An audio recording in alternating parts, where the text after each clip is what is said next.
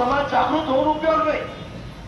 तर एक ओबीसीची पक्ष निघाला पाहिजे. ओबीसीच्या नेत्यांनी एक जागी आलं पाहिजे.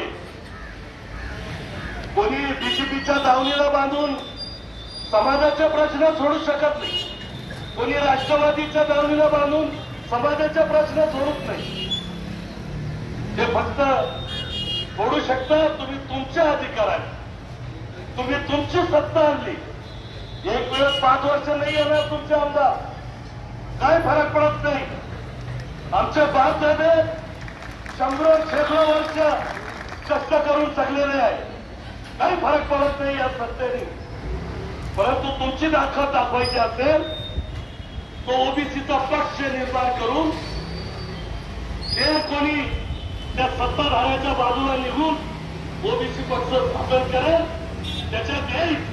त्यांचं नेतृत्व मानण्याचं मी सर्व ओबीसी बांधवांना विनंती करतो आणि परत एकदा आवाहन करतो तर त्यांनी ह्यावेळेस ओबीसींना जे ओबीसीच्या असं करायला भाग पाडलं पाहिजे. कारण की त्यांच्या पोळे भाजत असेल तर आमचं काही कल्याण झालेलं नाहीये. म्हणून आपण परत एक वेळेस एकजुटीनं उभे राहून एक ओबीसीचा प्रश्न निर्माण करून तो प्रश्न सोडवा अशी मी सर्वांना विनंती करतो आणि थांबतो. जय भीम, जय ज्योती, जय क्रांती. त्याच्यानंतर महादेव आंधळे याकडे थोडक्यात विचार मागतो.